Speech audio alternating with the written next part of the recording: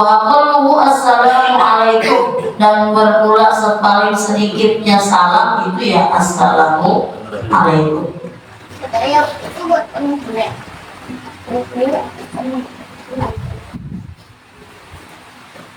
Jadi kalimat salamnya itu yang menjadi patokan seseorang sudah mengucap salam adalah kalimat dua tadi, assalam dan alaikum. Makanya ketika nanti kita membahas tentang sholat jamaah, itu seseorang masih dianggap bisa mengikuti imam dalam hal berjamaah kalau si makmumnya ini masih mendapati salamnya imam.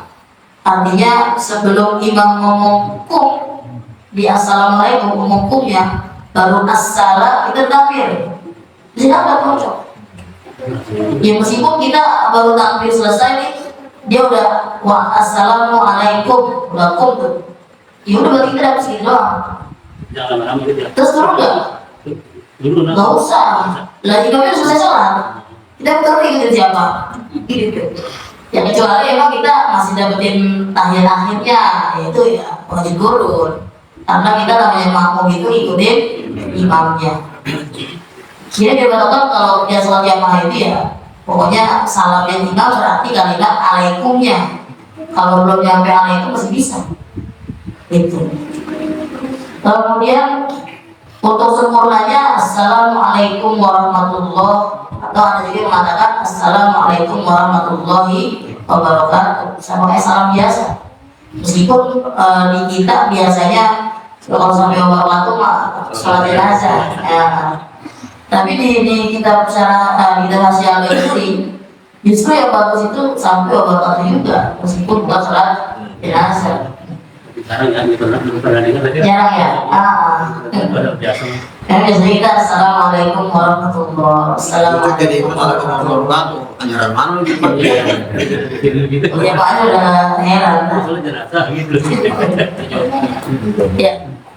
Kemudian jadi yang namanya salam itu apa namanya rukun qauli, mengucap salam.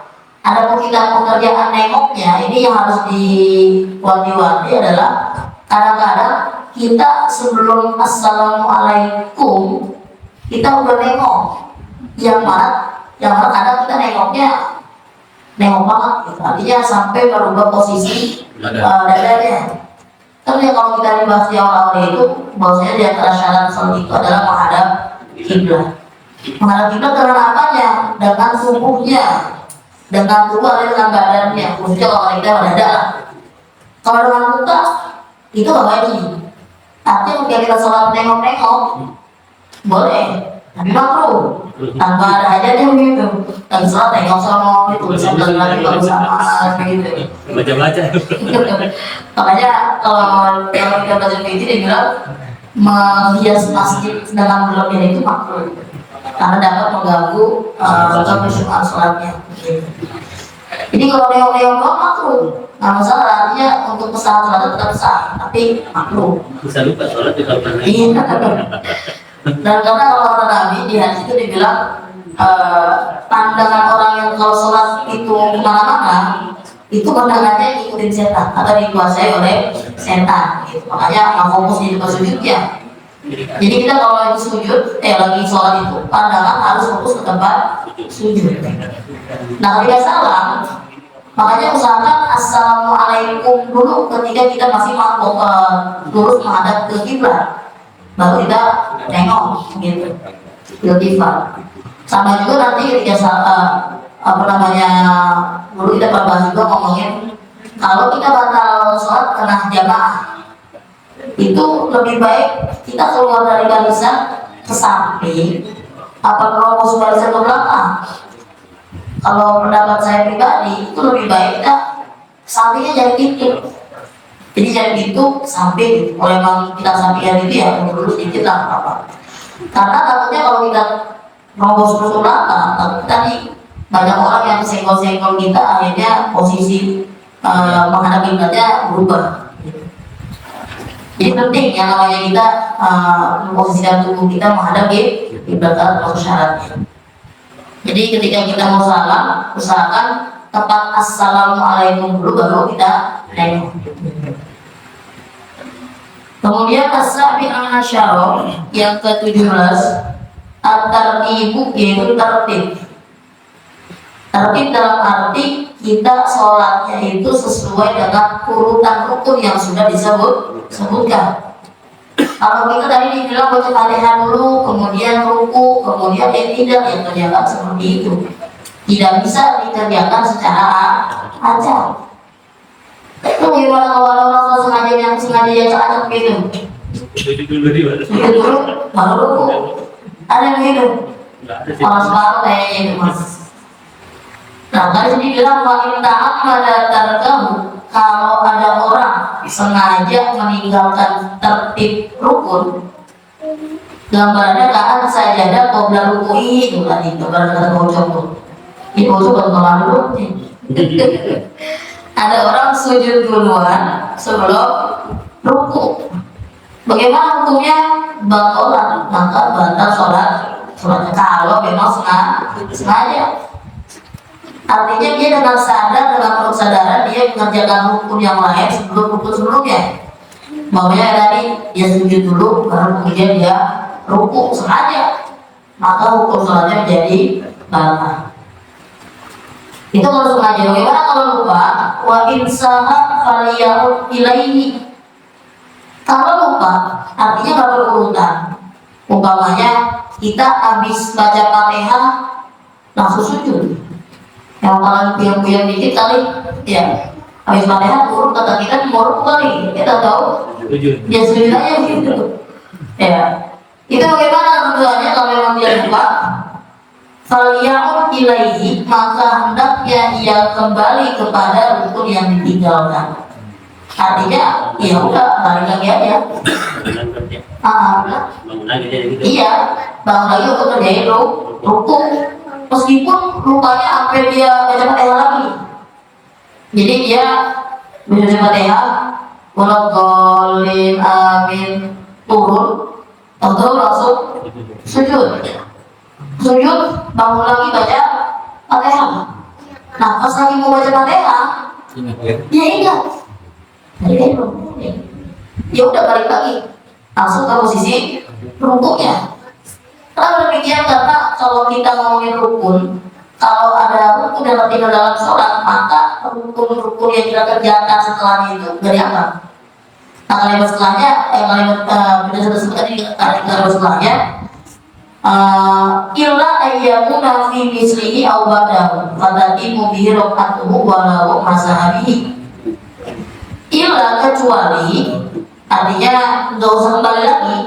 Nggak usah kembali posisi di mana dia lupa atau rukun yang terlupakan tadi. Illa ayyakuna fi mislihi, kecuali kalau dia itu sudah berada di rukun yang sama seperti yang tadi dia tinggalin. Dia lupa ruku, ingat-ingat lagi pas ruku, ya udah. Ruku yang kedua itu dihitung ruku yang pertama tadi. Al-Badahu atau setelahnya, atau ingat-ingatnya ya tadi pas lagi sujud lah, pas lagi yang kedua dia ingat, perasaan kalau pertama ada sujud ini, gak ada rukunya. Nah kalau kedua yang tadi dia udah ruku, udah sujud, tinggal di sujud, berarti pokoknya ruku yang pertama tadi itu ruku yang kedua tadi terhitung ruku yang pertama. Nah, sujud yang baru dia kerjain di rokat kedua dihitungnya berarti sujud yang pertama. Itu kerjaan-kerjaan dia sebelumnya. Jadi sih kalimatnya tadi kubiro katuhu, maka sempurna rokaatnya walau masahabi, dan sia-sia apa yang ia lupakan dalam keadaan apa yang ia kerjakan dalam keadaan lupanya. Jadi artinya apa yang ia kerjakan setelah rukun yang ia lupa itu tidak dihitung, tidak dianggap. Jadi artinya seolah-olah meskipun kita kerjain dua baru kerjain satu. Atau umpamanya kita ingatnya di rokat ketiga dah, begitu. Kita lupanya rukun di rokat pertama, lupa tuh langsung sujud umpamanya. Ingat-ingatnya di rokat ketiga, ruku. Ya udah berarti rukun di rokat ketiga itu tadi terhitung rukun di rakaat pertama. Terus udah kita kerjain di rakaat sampai tadi itu dari apa begini? Baru mulai 1 rakaat. Baru 1 rakaat doang. Makanya kalau kita fasati mobil rakaat maka sempurna dengan kerjaan tadi yang dia ulang tadi rakaatnya baru sempurna 1. Jadi yang tadi udah kerjain 2, udah kerjain 3 itu dari apa? Gitu. Itu dia tadi ada 17 rukun dalam sholat yang mana yang terakhir ini memang kalau ini juga karena terkadang memang namanya manusia tempatnya salah dan lupa gitu. Kalau sholat kadang suka lupa ngeblank ya aku yang bikin kau kali ya jadi lupa, makanya di sini kita perlu paham gitu bahwasanya kalau kita yang dilupakan rukun maka seperti ini hukumnya. Kalau nanti yang terlupakan itu sunnah, dilihat dulu sunnahnya sunnah abad atau sunnah hayat. Kalau sunnah hayat, tinggalnya apa? Artinya mau meninggalkan dengan sengaja atau tidak sengaja tidak mempengaruhi sholat, tetap sah dan tidak perlu ada diganti. Nah, kalau sunnah abad yang ditinggalin, maka ada ketentuan sujud sahwi.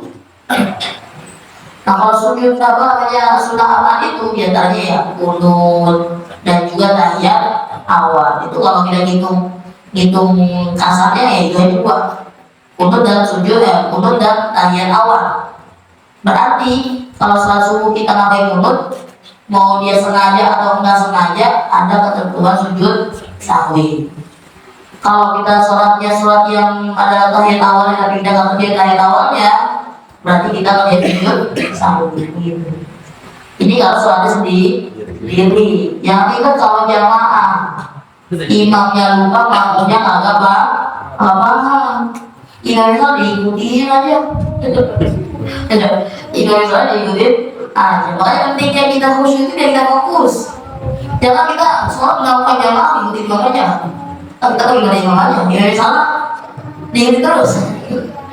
Jadi kalau namanya imam kita kelupaan, kalau yang kelupaan itu cuma sekedar sunnah, artinya tidak mempengaruhi sholat, ikuti terus. Tapi kalau imamnya ini melakukan kesalahan dengan menambah atau mengurangi rukun, itu nanti kita lihat dulu. Artinya kalau umpamanya kayak gini, contohnya kalau umpamanya kita sholat 3 rakaat, udah rakaat ketiga yang harusnya imam dulu yang akhir dia bangun lagi, kan namanya nambah rakaat, bukan nambah dulu lagi, nambah 1 rakaat. Kalau kita sengaja ikutin, kita batal. Ya memang imamnya, kalau dia lupa namanya, kalau batal, iya berarti masih 2, dibangun lagi, gitu mamanya. Nah kalau kita yang sadar hitungan kita, kok tidak ikutin banget juga, itu yang jadi batal. Saya penting sangat itu begitu, biar kita kalau ada kesalahan kita bisa meminimalisir kesalahan yang ada lagi lah gitu. Jadi jangan sampai kita ikutin. Kita bagaimana? Pilihannya 2. Pertama, tinggalin aja mau. Kita berdiri deh, bodoh 3, tinggalin aja. Kita duduk dia salam dulu dia. Itu yang kedua yang baca. Yang pertama pokoknya tinggalin aja. Kita berdiri deh, terus duduk aja, langsung baca tahiyat akhir, baca sholawat, salam, pulang. Kita baca masih berdiri. Itu yang pertama. Atau yang kedua, kita duduk. Itu mungkin imam nanti sampai tahiyat akhir lagi. Nanti salamnya bareng sama imam itu apa? Gitu. Cuma ya terserah dah pilihan yang mana, kalau saya sendiri tinggal aja. Masalahnya emang kan dia banyak nggak akhir, dia lupa tuh dia bangun, tapi dia juga orang di belakang gitu kan, dia nggak enggak gitu barunya apa dia nggak dengar. Nah kalau naik gitu kan. Kalau seperti itu udah ditegur, terus dia balik lagi nggak? Kalau dia udah berdiri, kalau dia balik lagi ntar dia batal kan gitu ya. Enggak, kalau kita kalau dia balik lagi mana udah berdiri. jadi kembalinya kita ke rukun yang kita lupakan tadi. Kalau kita kembali gara-gara rukun itu nggak masalah, maka harus kembali langsung. Tadi kan kalimatnya falyaud ilaihi, harus balik. Kayak kita harus bawahnya kayak gitu. Kan tadi kita harus kalau kita kelupaan rukun itu kita harus kembali kepada rukun yang kita lupa. Artinya sama juga ketika kita terakhir bukannya tahiyat akhir malam diri itu ya kita balik aja lagi. Kecuali udah beruku itu nggak usah balik lagi gitu. Beda ada kalau memang yang lupaan itu cuma sunnah, jangan balik lagi. Bahwanya kita sholat subuh belum turun udah takut mau sujud itu jangan balik lagi. Apa lagi karena sujud itu kan rukun itu sunnah. Artinya kita kalau ngalahin wajibnya demi kejar sunnahnya itu ya akhirnya balik begitu. Itu kalau kita diingetin lagi sholat jadi imam berdiri diingetin ini udah rakaat terakhir ya baliknya nggak apa-apa gitu. Cuma kadang imam itu sendiri bingung balik lagi bakal ini. Iya di belakang bersih amat sih maksudnya baru dua kan ya. Ini dia sempat berdiri gitu kan. Iya. Ya pokoknya kalau kita itu pokoknya lupa tadi pokoknya diingetin sedang kita pahamnya masih kurang. Ya kerja pemahaman kita. Terusin aja gitu. Iya, jadi misalnya saya mau sendiri di samping dari aja. Saya sendiri baru 3 rakaat diingetin. Emang baru 3 rakaat saya salam. Kata dia, bang, nanti baru 3 rakaat bang, kamu rakaat lagi. Kalau memang saya percaya dan yakin memang itu masih kurang tambahin. Atau pokoknya saya dibilangin, bang, abang tadi kebanyakan. Artinya lagi bangun nih, bangun rakaatnya keempat. Kata tidak keempat. Kata dia, bang udah 5. Udah jangan udah revisi aja. Yang kita hitung aja, gitu. Pertama karena memang yang dipakai ada yang hitungan kita. Kedua, kalau kita ngomongin masalah lupa atau orang seperti itu, tuh kita udah bahas juga. Kita ambil ikhtiarnya, kita ambil yang paling berhati-hati. Kita berhati-hati kalau ngomongin lagi sholat itu 2 atau 3 atau 4 ya, kerjanya yang paling sedikit, begitu. Bocah lagi jadi imam, tadi dibilang sholat maghrib, udah ngerti bangun lagi, ada yang ingetin, kata bocah, itu aku 3 ini. Ya udah dia aja dia. Ntar jangan ada berapa pun jangan nyariin. Ya, jangan ada berapa pun. Gitu. Itu namanya serba-serbi kalau dalam sholat begitu bilangnya. Ya, itu habis itu ngomongin tentang rukun sholat. Jika Ya, Cek. tanya masalah yang baru dibahas, alami sendiri masalah sholat tarawih gitu. Iya, tadi sering. Lupa 2 rakaat, bangun gitu kan. Terus diingetin kita langsung turun dan ada yang diingetin bahwa sholat kita itu batal dan harus mengulang lagi gitu kan. Harusnya kalau yang katanya ngingetin lengkapin dulu rukun yang mau dijalanin selanjutnya yang 1 rakaat itu. Jadi gini, ada bukannya sih. Jadi kalau kita udah terlanjur berdiri, bapaknya atau umpamanya baru mau berdiri doang, itu harus turun langsung. Kecuali kita tadi saya bilang udah ngerjain rukun yang lain, kita udah berdiri nih, udah Fatihah dan segala macam mau rukun lagi, itu lanjutin aja jangan balik lagi, gitu. Nanti kita udah sibuk dengan menjaga rukun yang lain. Tapi kalau baru kita berdiri doang, belum mulai Fatihah, gitu, itu lagi nggak apa-apa. Karena memang kita harusnya lagi duduk, gitu. Itu sih ya. Jangan mulai masuk ke rukun lagi. Iya, begitu kalimatnya. Kalau udah ngerjain duluan ya, udah lanjutin aja. Nanti kita udah terlanjur ditanyakan ya begitu. Jadi kalau hukumnya begitu gimana tuh kita ngerjain nambah? Nah tuh kita ngerjain nambahnya karena lupa. Jadi gak termasuk masalah itu mah. Gitu. Kecuali kita nambahnya sengaja, baru nanti membatalkan sholatnya. Masalah bangunnya itu lupa. Iya. Makanya itu harus kita kalau sholat. Kadang-kadang kurang, kita udah cukup kali dibaca, bangunnya masih kurang, tapi udah salam, jadi salam aja, udah selesai, udah 4 gitu ya, ternyata udah kurang, jadi kita tahiyat kedua lupa, Sangkanya itu tadi yang naik lagi tuh udah ketiga gitu. Jadi kalau tengahnya Makanya. bersalah, bangun aja lagi, Ingat. bangun aja lagi. Pokoknya selama kalau kita kurang rakaat, Tambahin. itu ya tambahin selama kita belum banyak ngobrol. Kayak misalnya Nabi Muhammad ketika lupa sholatnya zuhur atau asar di video itu gitu kalimatnya zuhur atau asar. Pokoknya sholat 4 rakaat, kemudian baru 2 rakaat salam. Gitu. Kalau saya pernah baca di awal-awal sholat kan. Jadi ketika kita lupa, kayak Nabi Muhammad lupa sholat itu diingatkan oleh sahabat yang namanya Hilbah atau yang punya pada Sulyadai. Jadi diingatin sama Hilbah ini, wahai Nabi, ini sholatnya dikosor apa lupa? Begitu kalimatnya. Aku sih roti sholat tuh al-nasita. Apakah ente sholatnya dikosor apa emang lupaan? Nah kata kita kata Nabi, maksudnya apa nih begitu? Kalau dalam saya Nabi bilang kullu zalika lam yakun. Enggak berbuatnya gitu kata kita. Terus kata Nabi bilang sudah tuh.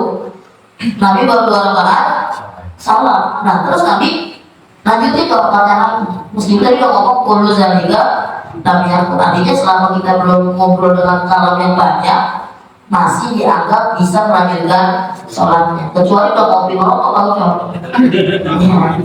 Kalau itu udah sepulang dari awal lagi. Ya, habis sholat Johor baru 2 rakaat salam, udah ngopi, udah makan, ya udah merokok. Ini kan dengar orang lain nggak ada gitu gitu. Baru ingat, iya ini masih kurang 2 ini. Nah itu nggak bisa, itu harus bilang dari awal gitu. Ya gitu ya.